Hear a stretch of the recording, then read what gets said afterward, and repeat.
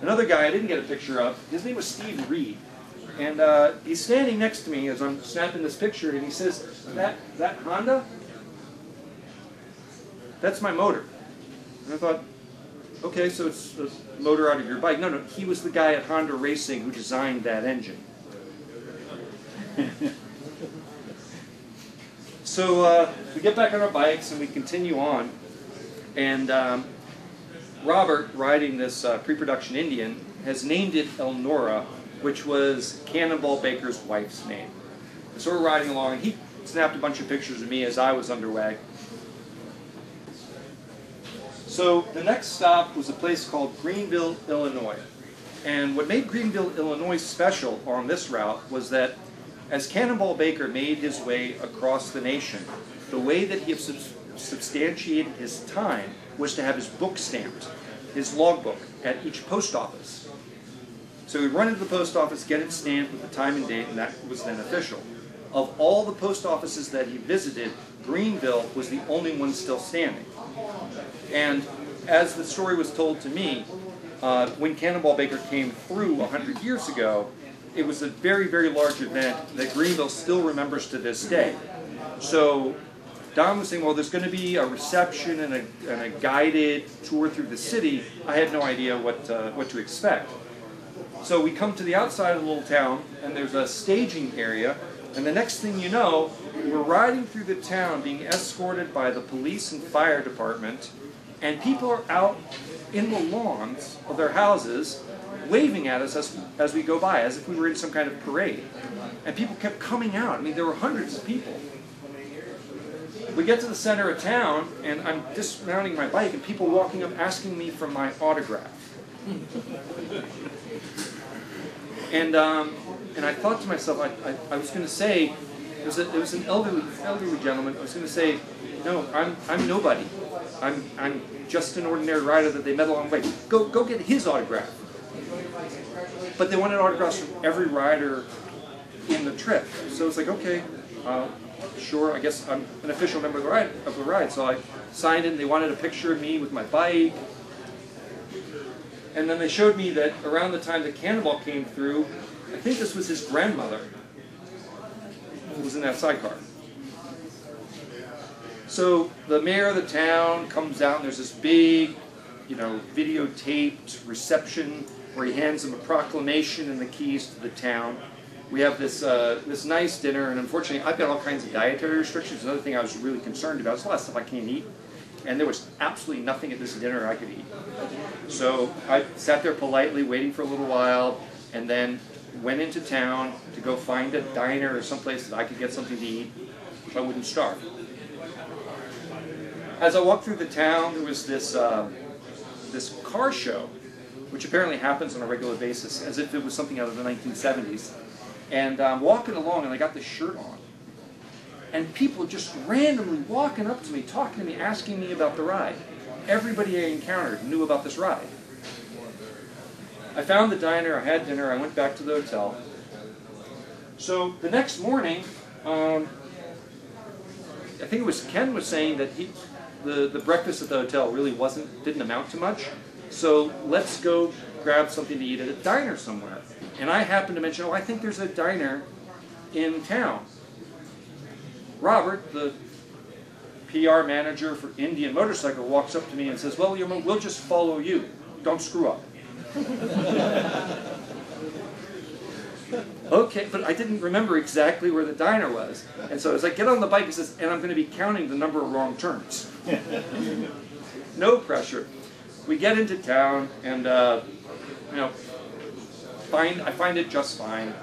We have a nice breakfast, and then we decide we're going to ride together for the day. So there's going to be Barry, Andy from Cycle Visions, Ken from Roadrunner, Robert from Indian, and a new gentleman I met named Tom Seymour. He owns a company called Saddleman Seats, and they make really high-end custom seats for motorcycles. So we rode along, and at one point, what's interesting about riding with a photojournalist that I'd never really thought about is that they perceive their world completely differently. I mean, I see the road, I see hazards. A photojournalist sees every possible photo on the side of the road. And all of a sudden you're riding along and then Barry does a U-turn. okay, so I'll do a U-turn. The other guys keep going. And so I follow Barry, and he goes to take a picture of something, rides with this big, huge camera around his neck, jumps off the bike, takes a picture, and so now it's just Barry and me. And we're riding along, and Barry goes at a good clip. And at one stop he says, well, I can tell you're not a fast guy, but you're keeping up okay. So we're riding along, and all of a sudden he stops, gets off, and decides to take a photo. And it's like time stops for him. And he sets up to get just the right shot of whatever it is that he's trying to take a picture of, whether he's in traffic or not. And it was a really fascinating thing. He also stops at every possible knick-knack shop and antique shop along the way. So we're riding along, and there was this like long antique shop, like, I don't even know what you call it. It was just a series of bays. And we ended up running into the guys we had ridden with before. So we're riding along, and at one point, it's all five of us together again, and at one point, Barry points to the left, and then does a U-turn. And so, of course, we all do a U-turn, and we come up to this bridge. Barry rides through the bridge, and we ride through it. It's pretty cool. We like covered bridges. And he walks up to us, he walks up to me and says, go get the other guys. Okay, so I go, and I get the other guys, and he says, okay, you guys, go through the bridge, ride as slow as you can, and as close together as you possibly can.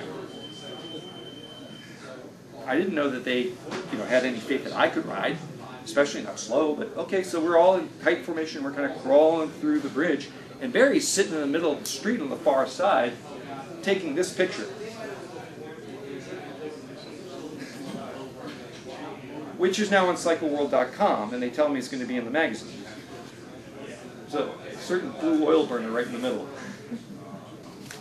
So after the ride was over, and I made the announcement that, or Bob's invited me to host this little talk, and the announcement went out.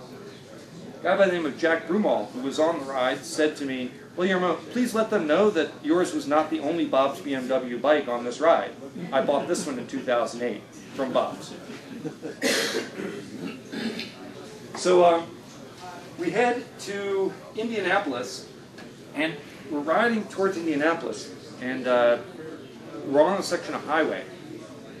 And I'm following, we're again in a larger group at this point, and I'm following 5 adventure bikes.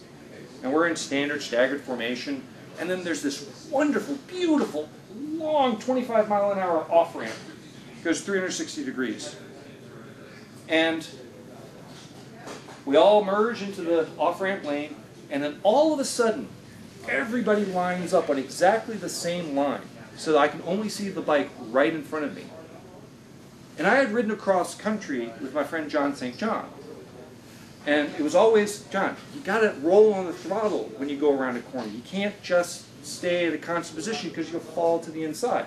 Roll on the throttle. And so I'm so used to having to say that, so I'm timid, and I notice the guy in front of me starting to pull away.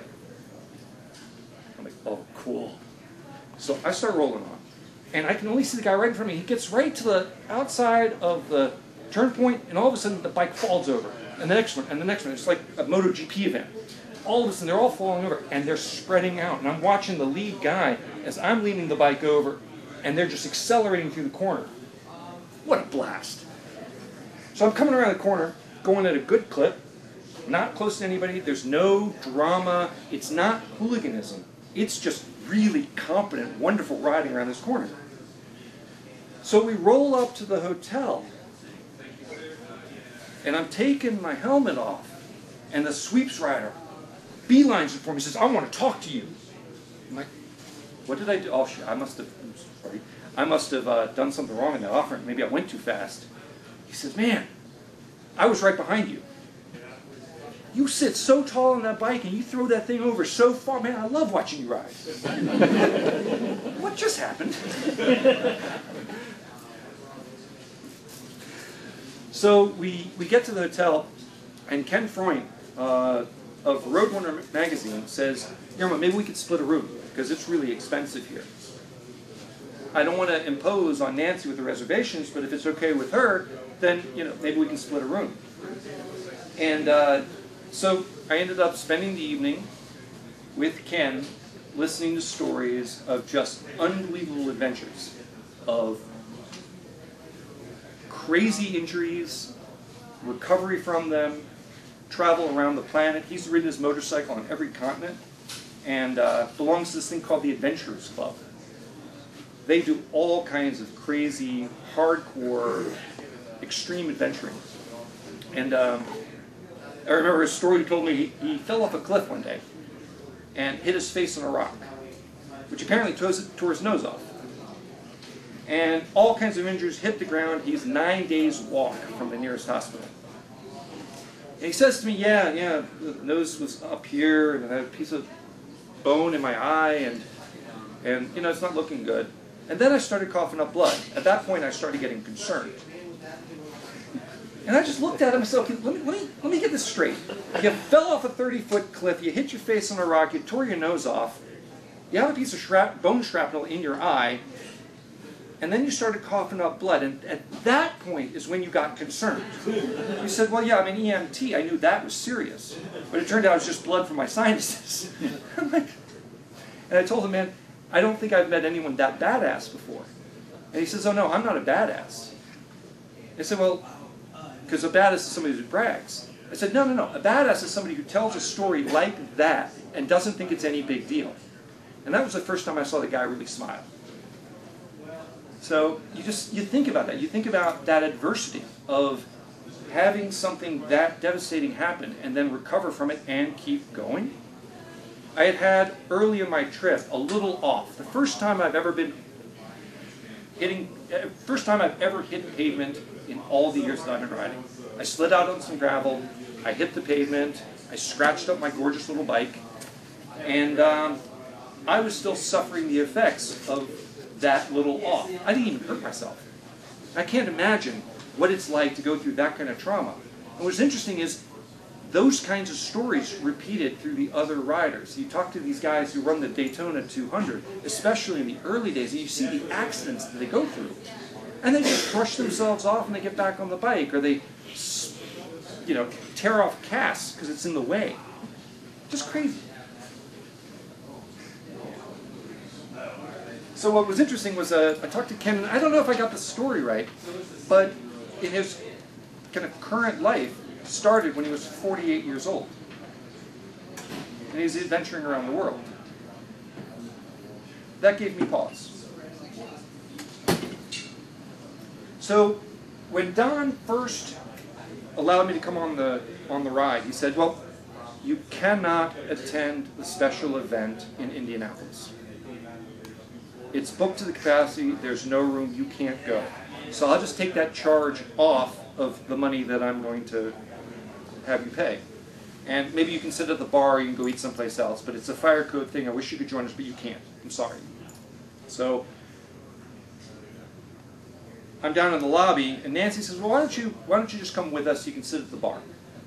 Who knows, maybe something will happen.